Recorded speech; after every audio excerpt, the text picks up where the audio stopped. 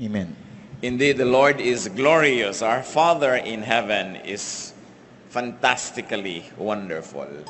At lalong-lalo kung atin pong sinusuri at pinag-aaralan ang Biblia, marami tayong lalo nang nakikitang kaluwalhatian ng Diyos.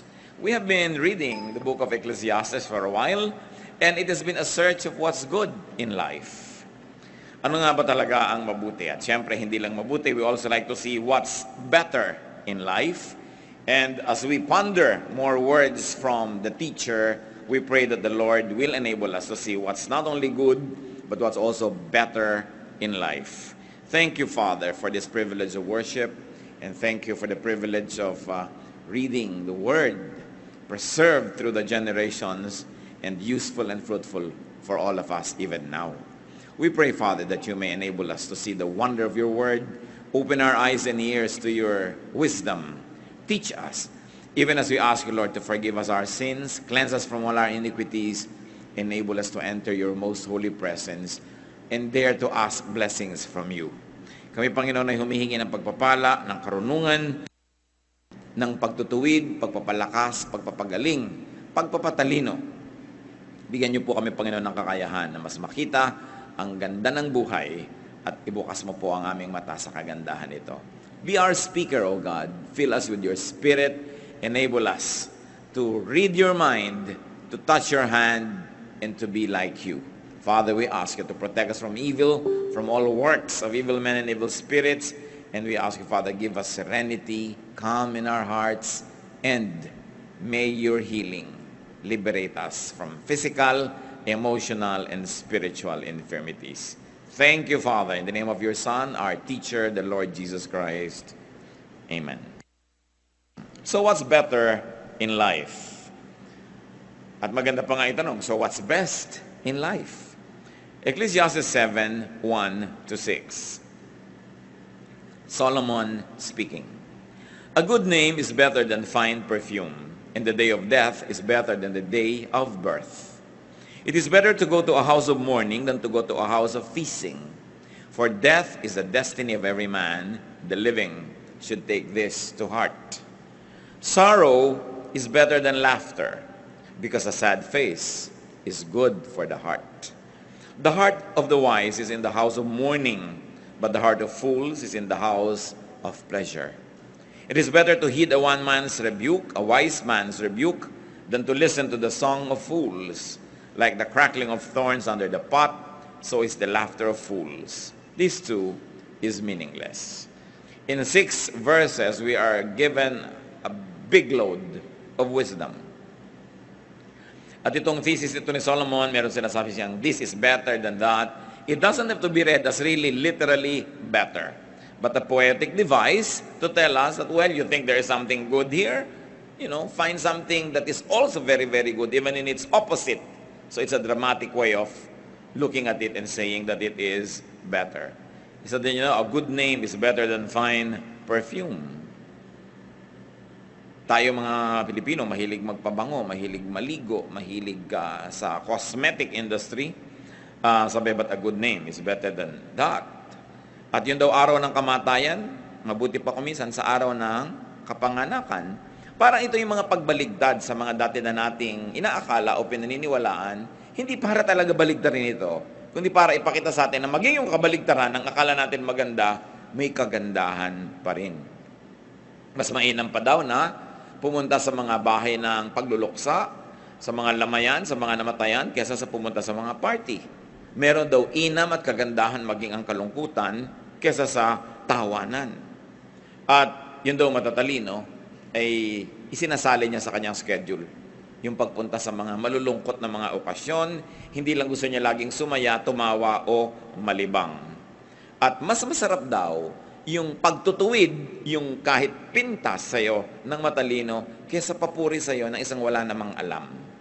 Mas dapat yan pinapahalagahan, dahil ang tawa daw ng mga walang alam, para lang tunog ng mga nasusunog na siit o mga tuyong kahoy. Sandali lang yon, tapos wala na. As we have said, better did not be read as literal better, but just for contrast, for dramatic effect. So what's better in life? According to the teacher, a good reputation. A good reputation in the end, up to the end, therefore a respectable life. So that is better than what might be considered good but destroys the reputation. Agad-agad, sumasalungat yan sa popular belief. Yung mga iba, hindi bali ng pangit na reputasyon ko, basta yumaman ako, o basta sumikat ako, o basta magtagumpay ako. Pero sinasabi ni Solomon, a good reputation is good, is better even.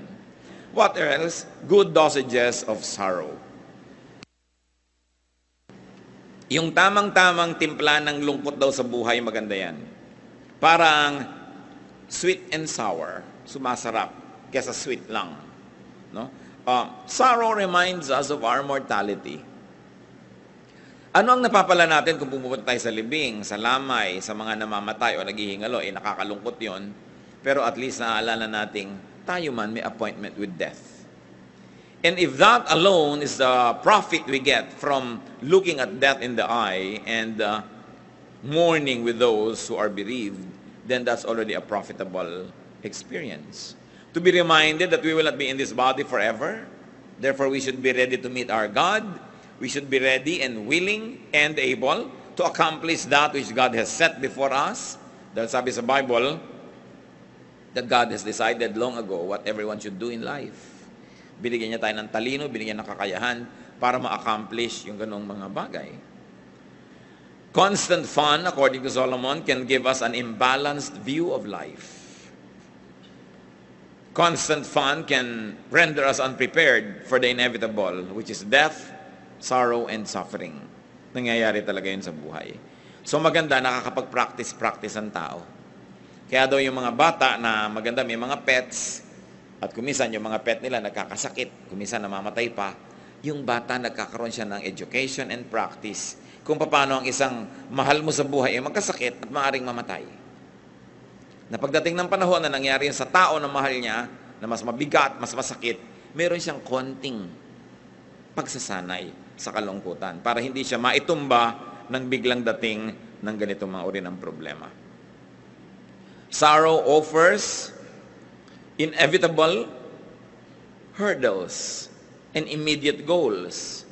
Pag ang tao may lungkot o may problema, meron siyang agad-agad na kailangang gawin. At kung ang tao mayroong agad-agad kailangang gawin, hindi siya dumarating sa punto na ano ba ang buhay? Ba't ba ako nabubuhay? Ano ba yung purpose ng life? Kasi kumisan, pag dumadating ka sa mga ganong tanong at wala kang maisagot na magandang purpose ng life, nawawalan ka ng gana sa buhay. Pwede kang ma-depress, pwede kang mawalan ng direksyon. Sabi, ito ang blessing pag lagi kang may problema. Hindi mo na iniisip kung ano yung buhay. Ang problema mo laging, solvein yung problem ko, gawin yung dapat kong gawin, kailangang mautang ko yung dapat kong mautang, dapat mabayaran ko yung dapat kong mabayaran. Pero kung wala kang ganun, lumulubog-lubog ang araw, wala kang maisip na gagawin, lumulungkot-lungkot ka. Ayaw natin magkaroon ng problema, pero ang pinapakita dito ni Solomon, kahit sa problema, meron ka mapapala. Kahit sa lungkot, merong benefit. Na napaka-importanting isipin na hindi ka lang dapat mahilig sa pagsasaya. Pinagpapracticean din ang lungkot. Sapagkat, ito isang bagay na hindi pwedeng maiwasan sa buhay. Ecclesiastes 7:7. Extortion turns a wise man into a fool, and a bribe corrupts the heart. Ito kasing Ecclesiastes, collection ng wisdom ito, kaya bigla-biglang kumakambyo, bigla-biglang naiiba yung topic, bigla-biglang may ibang ituturo, at yun ang ating pattern na sinusunod. Kaya kung saan tayo dali ng verse, doon naman tayo nagpupunta. What is better in life in this part of Ecclesiastes? Integrity. Integrity is better than whatever might give you benefit but will erode your integrity. To be above and beyond reproach. Yung meron kang delikadesa, meron kang self-respect, and people also respect you because you live in a respectable way. Ecclesiastes 7 verse 8, the end of a matter is better than its beginning, and patience is better than pride. So ang mahalaga daw, hindi yung simula lang, kundi yung katapusan, o natapos mo ba yung sinimulan mo. Anong pinapahalagahan dito ng teacher? Consistency. Steadfastness. To be able to deliver a promise. To be able to do what you had set out to do. So that you would have not totally wasted time. Pag simula ka ng simula at hindi mo naman tinatapos, magsisimula ka uli ng bago, marami kang nasasayang na oras na dumadaan, hindi na bumabalik, ikaw ang nalulugi. So what is important here is to complete what has begun. At kung hindi natin kayang simulan, tapusin, wag nating simulan. Kakambal siyempre nito, itinuturo sa atin ni Solomon, magplano ka.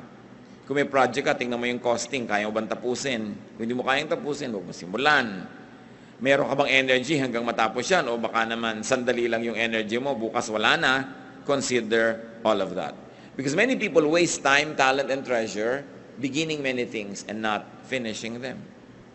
Another thing that's better in life, Ecclesiastes 7:9, do not be quickly provoked in your spirit, for anger resides in the lap of fools. So not being quickly provoked to anger is better than being provoked. That's what he's trying to say. So what is better here? Calm, serenity.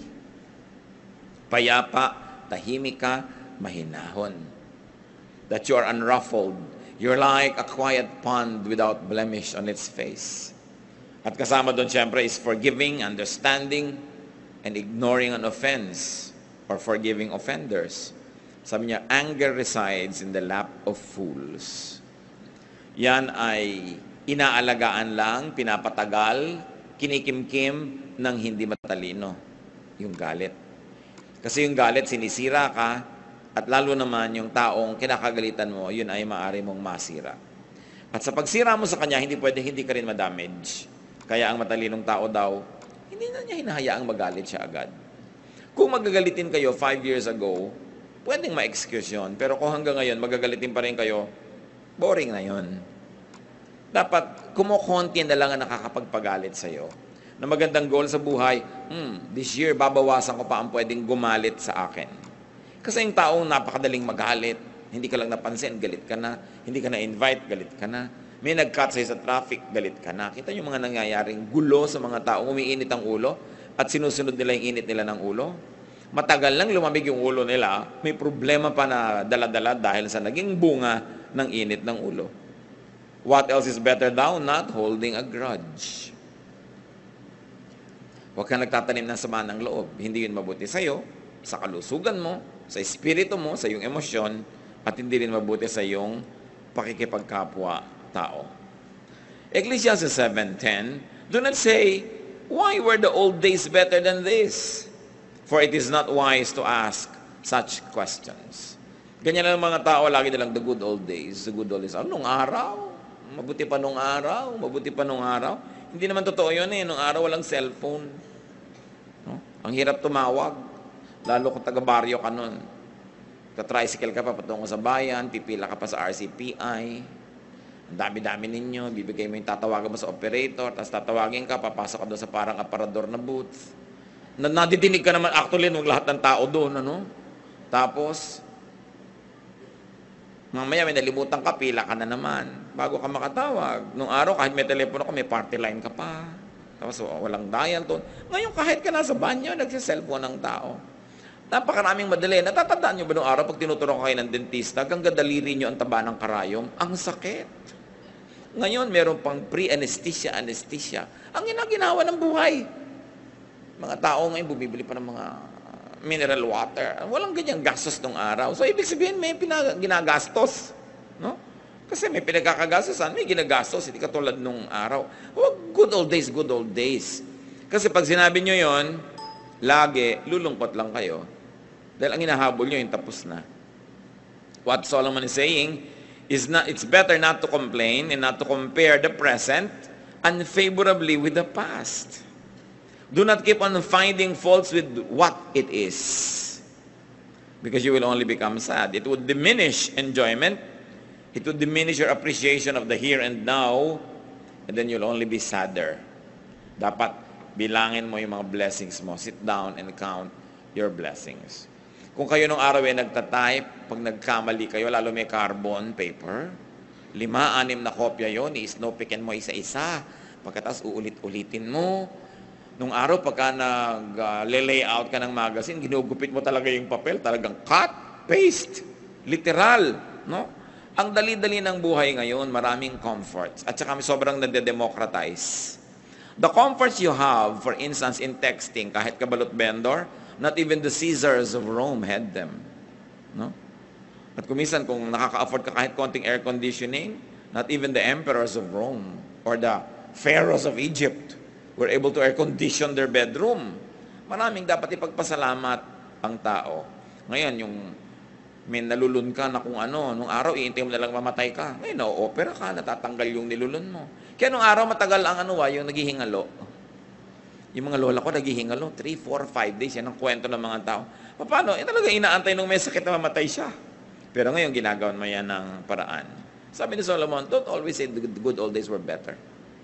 Nababawasan ang appreciation mo sa improvement ng humanidad at sa blessing ng tao sa ating kabihasnan, sa blessing ng Diyos sa tao. Ecclesiastes 7:11-12, wisdom, like an inheritance, is a good thing and benefits those who see the sun. Wisdom is a shelter as money is a shelter. But the advantage of knowledge is this: the wisdom preserves the life of its possessor. So may dalawang shelter na sinabi dito, wisdom and money. Hindi sinasabing walang kwentang shelter ang money. Maraming nagagawa ang money, so you make a lot of money. Ngayon, kung ayaw niyong itago, ibigay niyo sa akin. O ibigay niyo sa mga mahal niyo sa buhay. But produce wealth. Because money is a shelter. So niya, advantage yan. Pero alam niyo, mas advantageous ang wisdom. Because wisdom preserves life. It is possible that money can actually destroy life. Alam niyo yung mga biglang tumatama sa mga loto, mga biglang nagkakapera, kung minsan napapahamak. Wala silang practice yumaman eh. Pero ang dami nilang practice humirap. No? Kaya mas hiyang sa kanilang kahirapan. Mas magsusurvive sila na mahirap kaysa mayaman. Marami mga tao hindi nagsusurvive na sikat. Pero nung hindi sikat, buhay sila. So sabi, huwag mong sinisisi ang nangyayari sa sa buhay. Huwag mong isinusumpa ang buhay mo dahil kino-compare mo sa iba. Hanapin mo lagi yung advantage ng iyong pagiging iyo at ikaw. Kasi lagi yan merong advantage. Kung minsan yung mabuti pa yung naglalakad na walang pera, hindi na hold up, hindi na sasaksak. Kung ikaw may pera, na-hold up ka pa. Kaya sabi, wisdom preserves the life of its possessor more than money. But of course, money also does preserve and prolong life. Diba? Mahirap siyempre patayin yung may pampa-hospital. Mahaba talaga buhay niyan. Kaya, iniisip mo yung mga ganyan. Gusto mong humaba ang buhay mo, pagka kailangan kang operahan, may pampa-opera ka. Because money is a shelter. Napakasarap basahin si Solomon eh. Kasi hindi kanya tinatambakan ng kutakot-takot ng mga maraming theology, ng ending, magsasuffer ka pala.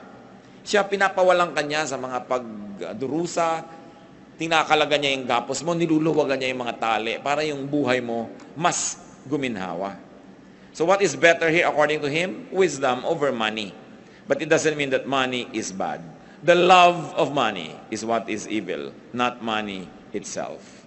Ecclesiastes 7:13, consider what God has done. Who can straighten what He has made crooked? Hinahanap ni Solomon at ipinapakita sa atin yung mga kamalian natin, kaya nababawasan ang saya sa buhay. At iminumulat niya yung ating mata para dumami ang dapat natin ikasiya. At isa daw dito is the appreciation of the unchangeable. That's what's better in life rather than always rejecting and trying to change the unchangeable. Ang sinabi niya, who can straighten what He has made crooked? Kung ano daw ba ang niliko ng Diyos, pwede mong ituwid? O ang kanyang itinuwid, pwede mong iliko? Hindi. So ang taong sasaya sa buhay, yung itinutuwid, yung pwedeng ituwid, at tinatanggap na lang na liko, yung liko talaga. Lalo, hindi mo kayang baguhin. Hindi mo kayang baguhin, for instance, yung aptitude ng tao, yung talent niya, yung hilig niya, talaga doon siya naka-incline. Kesa lagi kayo nagtutunggali, lagi na lang kayo na nagkakaroon ng struggle, accept. When applied to human relationships, this means to accept and even enjoy people's unchangeable traits.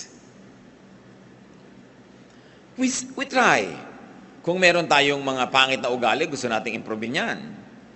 At sikap tayo ng sikap. Pero mas luluwag ang buhay kung ikaw mismo pag-aaralan mo tanggapin kaysa baguhin ang iyong kapwa.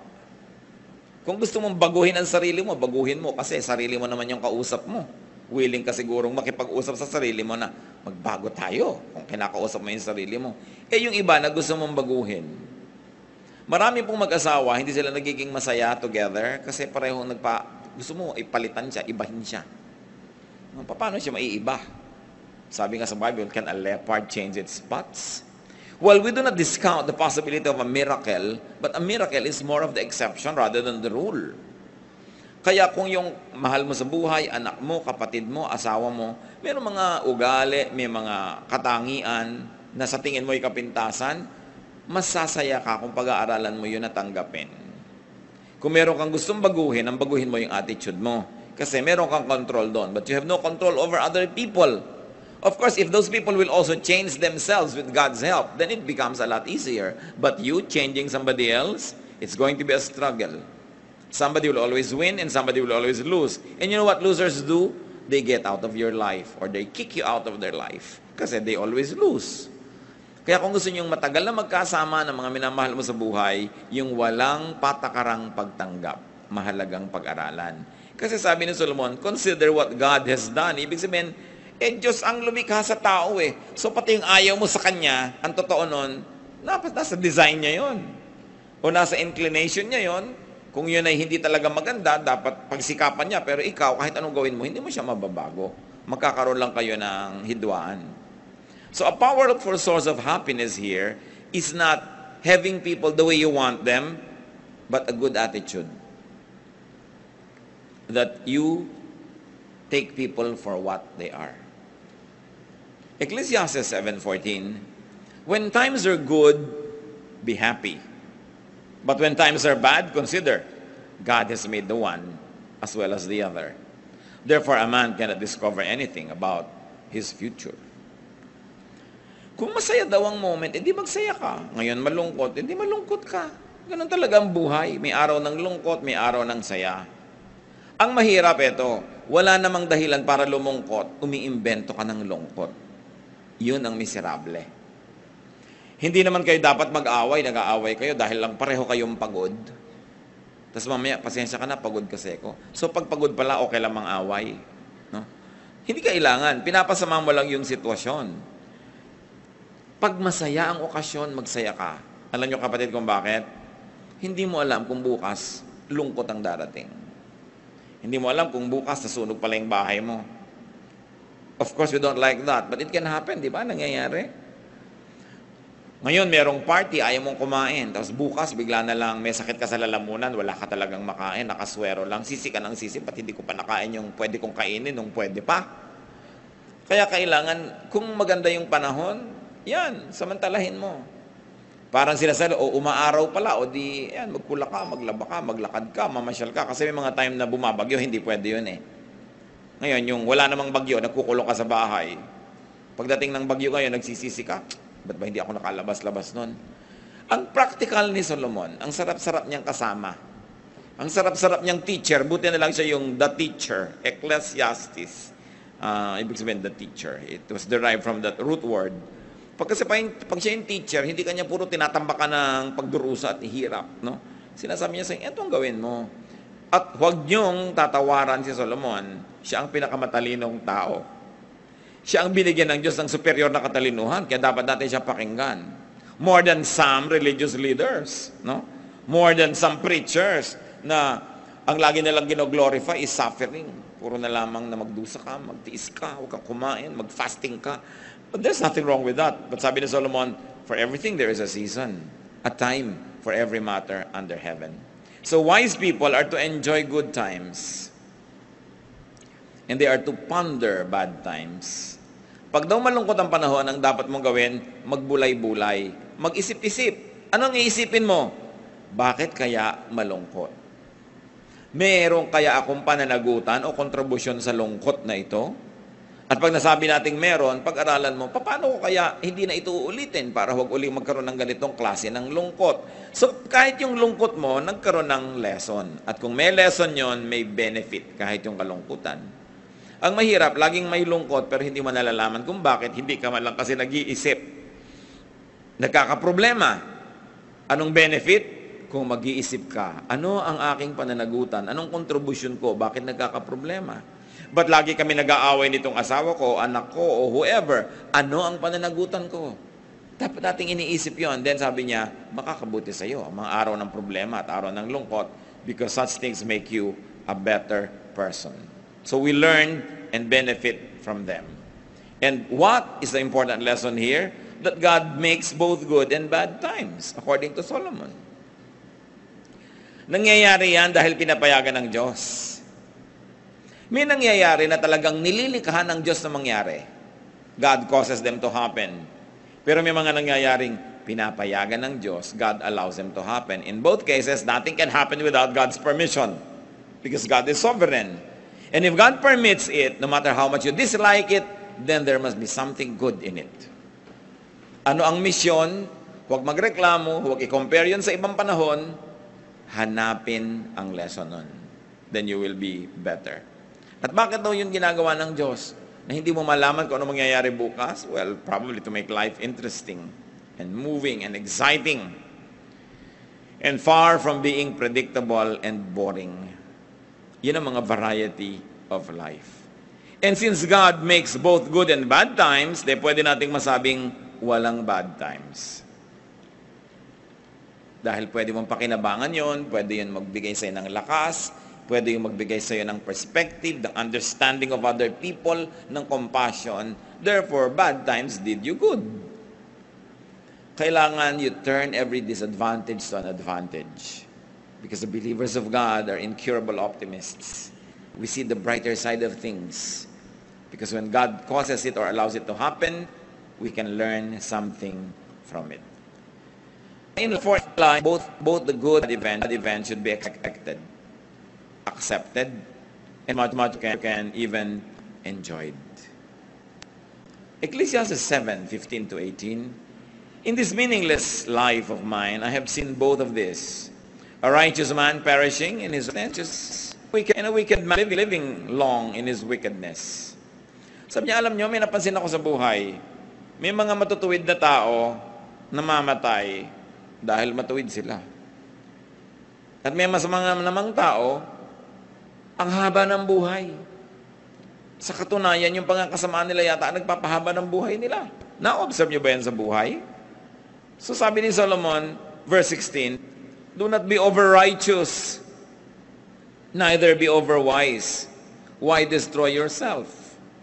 Do not be over-wicked, and do not be a fool. Why die before your time? It is good to grasp the one and not let go of the other. The man who fears God will avoid all extremes. I wonder if this is the first time that it has crossed your mind. The wisest man on earth, gifted by God with superior and excellent wisdom, says, do not be over-righteous. Okay, magandang banal, pero huwag kang super banal. Sabi niya. Magandang matalino, pero huwag kang super talino. Halos wala ka nang ma-enjoy sa buhay pag ganyan ang ginawa mo. Sa kabaligtaran naman nun, do not be over-wicked. Madadali din ang buhay mo, marami magagalit sa'yo, masisira ang katawan mo. Sabi niya, do not be a fool. Sabi niya, eto ang isang katangian ng tunay na makadiyos. Hindi siya nagiging extremist.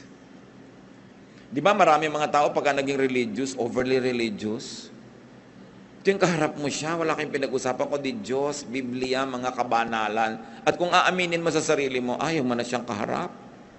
Nakakasaan na ang topic niya. Meron naman na overly wicked, walang pinag-usapan kundi yung mga pinatay niya, o kung ilan ang kulasisi niya, o anong mga kasalanan niya.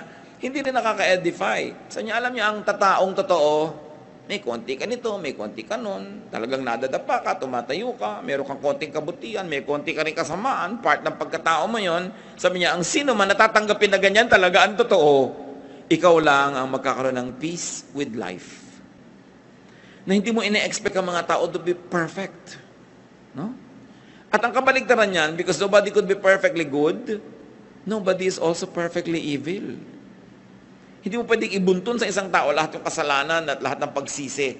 May mabuti rin dyan. Alam niyo, kuminsan yan ang hindi maganda sa mga pelikula. Yung may bida at kontrabida. Talagang yung bida, saksakan ng bait. Tapos yung kontrabida, saksakan ng sama. Sa totoong buhay, walang ganon. Inside everybody, there's some bad and there's some good. And what God likes us is to develop the good. So that it becomes better. And to develop the bad so that it becomes good. But this is one thing with God. Saan ka man niya abutan, nandun ka sa good, sa better, sa best, sa bad, sa worst, mahal ka pa rin niya. And God is great at restoring people. Kung ang taas-taas ng espiritualidad mo, mahal na mahal ka ng Diyos, bumagsak ka, nandito ka, magdasal ka sa Kanya, lumapit ka, andito pa rin siya. Nasamahan ka niya, aakayin ka niya uli, umakyat. Kahit saan ka naroon, abot ka ng Diyos. Kaya dapat ganun din ang attitude natin sa mga tao. Kahit mas sila naroon, inaabot natin. Kung ano man ang level ng kanila espiritualidad, ng mga religiosity, intellect, we reach out to them because that's the example given to us by God. Huwag tayong maging overly good. Meron kasing judgmentalism that goes with exaggerated goodness. That you no longer are able to tolerate those who are not as good as you. Kaya ang nangyayari nun, nagiging bad ka na rin because judgmentalism, self-righteousness are both considered to be bad attitudes and behavior. Ano pa mga ironies po ang na-observe ng teacher? Tulad ng binanggit natin, that good people could die in spite of and sometimes because of their righteousness. Nakikita yung mga sineselebrate nating heroes, dahil na-righteous, nagligtas naming buhay, nalunod tuloy siya. So, hindi natin sabing mali ang ginawa niya. Pero ang kinamatay niya, hindi dahil sa kasamaan, sa kabutihan. Di ba? So, kung gagawin mo yung kabutihan, kinamatay mo yung pagiging mabuti, huwag mo sisihin. Kasi wala siyang ipinangako na pag gumagawa ka ng mabuti, lalo kang mapapabuti. Kumisan nga, napasama pa yung kalagayan mo dahil gumawa ka ng mabuti. Nakita niyo sa ating pamahalaan, yung nagbibisto ng mga corrupt, sila nakukulong. Hindi natin sasabing maling ginagawa niya, pero pag gumagawa ka ng mabuti, don't expect na laging magiging mabuti ang bunga. Tapos yung mga gumagawa ng masama, yumaman, nagkaroon ng ganito, nagkaroon ng ganyan, nagsinungaling, nagbribe ng huwes, nakalaya. Sabi, hindi lahat ng gumagawa rin ng mali, napaparusahan. Ano ang ibig sabihin dito, Solomon? Huwag niyong hanapin ang hustisya ng Diyos na makita niyo buong buo dito sa buhay na ito, this side of eternity. That's why the Bible is full of teachings about God's justice, especially in eternity. That God keeps account of what everyone does. So that if human justice fails, there is divine justice that will never fail. Tatandaan natin na nung nilikha ng Diyos ang tao, ibinig niya kay Adan at kay Eva ang management of creation. So dapat ang creation, ang mga creatures, ang mga hayop, ang kalikasan, at maging ang mga kapwa-tao, dapat i-manage mo mabuti the way God would manage if He was the manager Himself. Pero dahil lumayo na lumayo ang tao sa kabutihan, kaluwalhatian ng Diyos, kaya maraming imperfections, maraming injustices. Hindi yun kasalanan ng Diyos. Pero ang alam natin, itutuwid yun ng Diyos. Kung hindi man yan, maituwid lahat is part of life in the next. At yan ang pinanghahawakan natin na katarungan ng Diyos. Kaya ang ganda ng Tagalog sa gobyerno, pamahalaan. Alam niyo yung root word ng pamamahalaan is pamamahala or pagiging bahala. At pinaniniwalaan ng maraming scholar na ito'y nagmumula yung bahala sa word na bathala. So ano yung pamahalaan? Yun ang pag-manage ng kalikasan, ng kapwa-tao, ng lakas, ng kayamanan, the way bathala himself would if he was governing.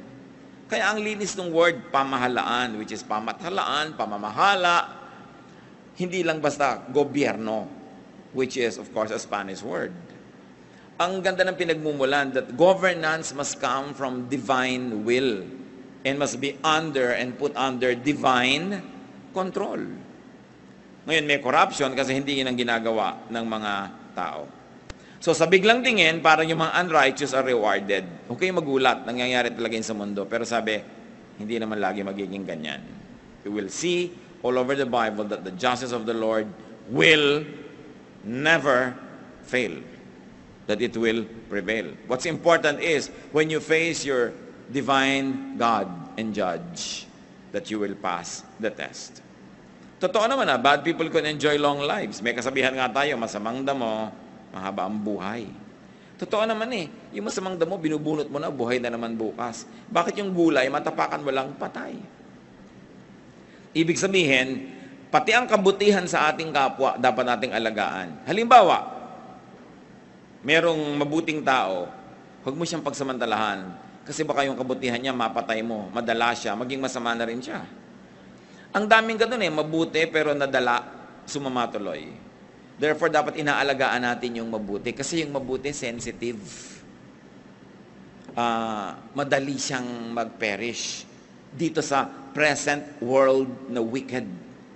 Kaya kung may nakikita kang mabuting ugali ng isang tao, mahalin mo yun, inorish mo. May mapagbigay, bigyan mo rin siya. Hindi yung tanggap ka lang ng tanggap. Dahil mamaya makakahalata rin yan. So mawawala na yung pagiging mapagbigay niya. Marami mga tao, sa first love, di ba bigay na bigay? Ang pag-ibig, ang pagsinta, katapatan, lahat-lahat. Pero nung nasaktan, 1, 2, 3 times, ayaw na. Siya na yung nananakit, gumaganti na. Kaya dapat inaalagaan natin yung mabuti. Pag nakita mo, ang buti ng kapatid ko na ito, hindi ko siya aabusuhin. Ang bait-bait ng taong ito, susuklian ko rin ang kabaitan.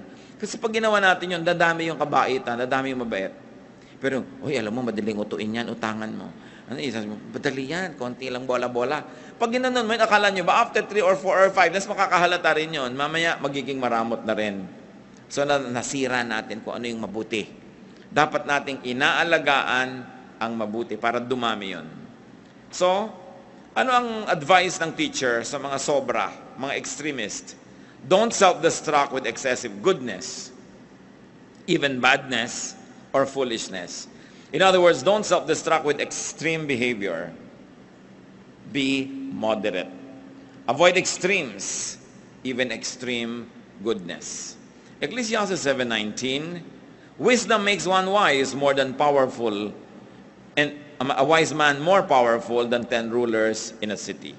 So here, wisdom is equated with strength.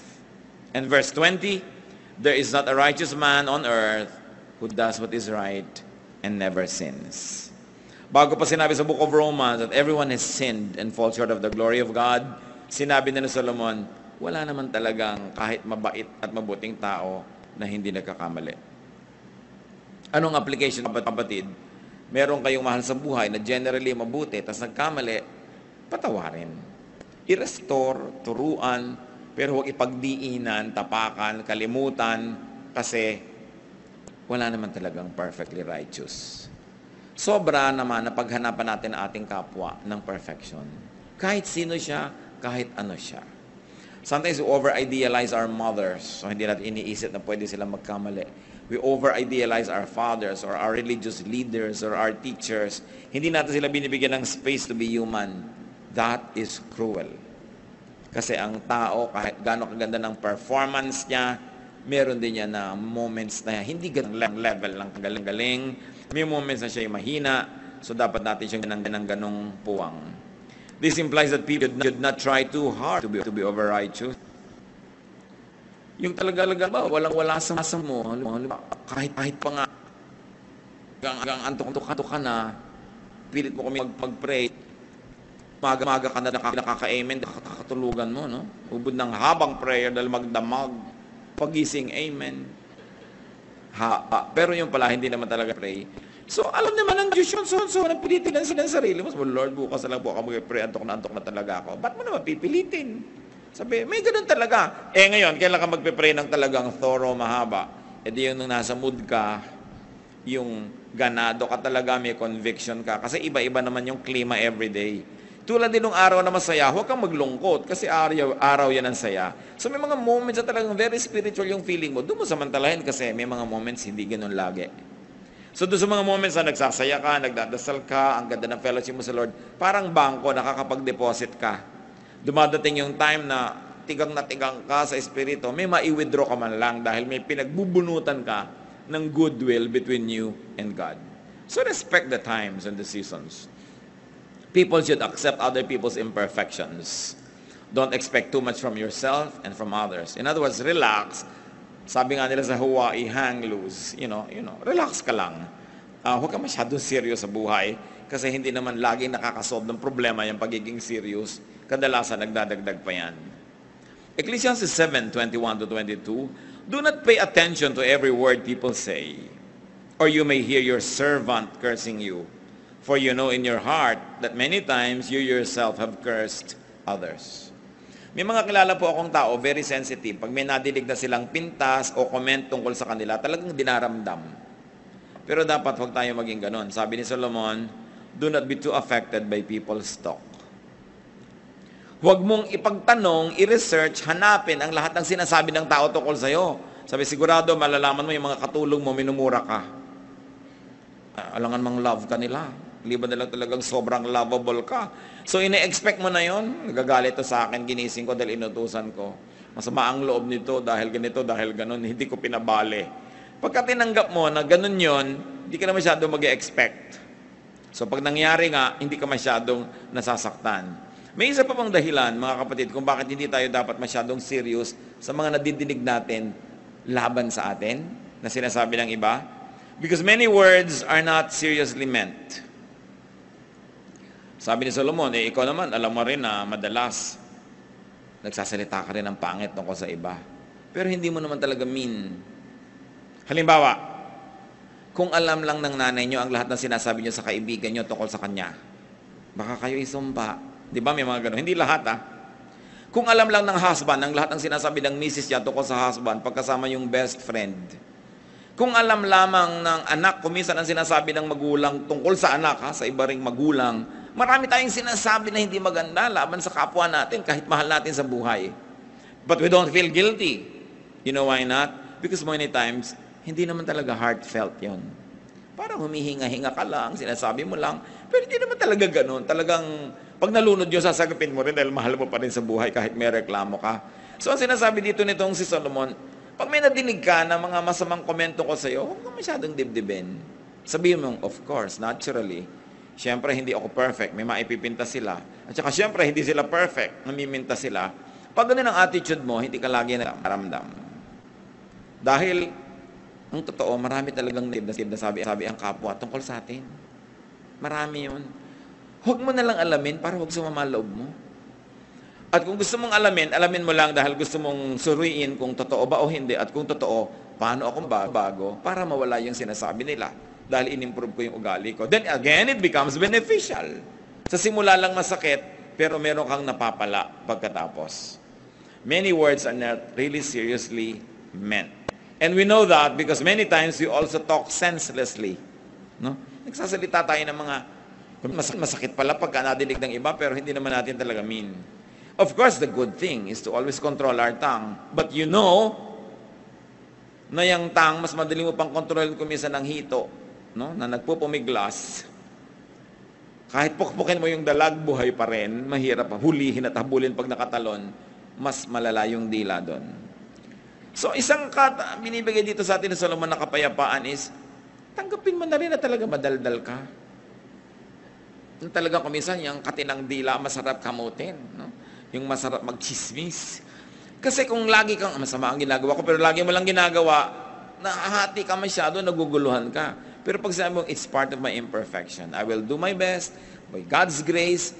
Pero kung sakaling nangyari na uli, ayan na naman ako, may human nature. Hindi tayo tinuturoan ni Solomon na maging pabaya sa high moral standards. Hindi niya tayo tinuturoan na maging konsentidor sa mga sarili natin pagkakataon. Tinuturo lang niya sa atin, tao ka, tanggapin mo na tao ka. Tinatanggap ka ng Diyos na tao ka. Pero hindi ibig sabihin, kinukti ng Diyos na laging ganyan ka na lang. Mag-improve ka. Pero kung hindi ka pa nag-i-improve, keep improving, pero be at peace with yourself. It also follows that you must be at peace with others. And where is peace premised? Acceptance of what is true about you and what is true about others. And the moment you accept what is ugly but truthful about yourself, the more you will love God because God loves you in spite of. And the more you will appreciate God because God never gives up on us.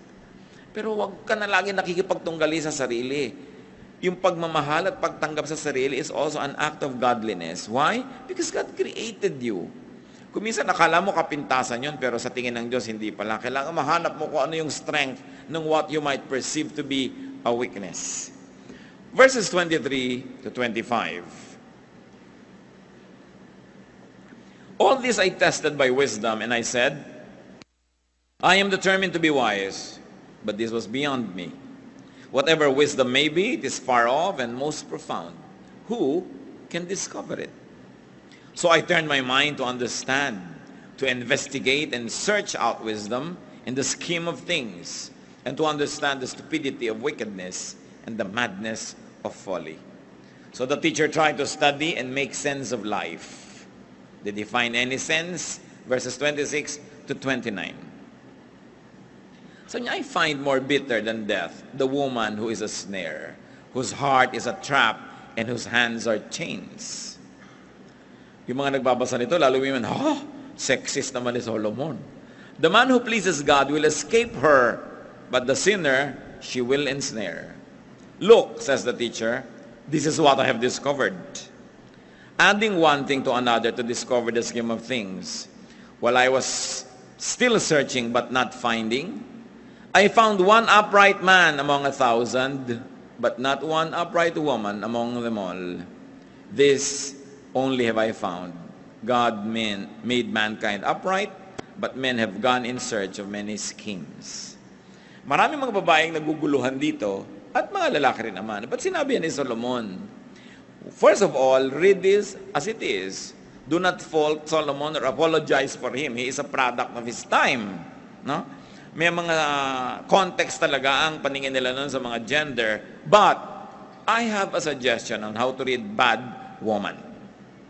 Sabi niya, ang pinakamalalang mangyari ay yung meron ka maengkwentrong bad woman. Sabi niya, yung bad woman, wala kang pag-asa. Pagkaya nang dumating sa iyong buhay. Sabi niya, talo ka, sira ka.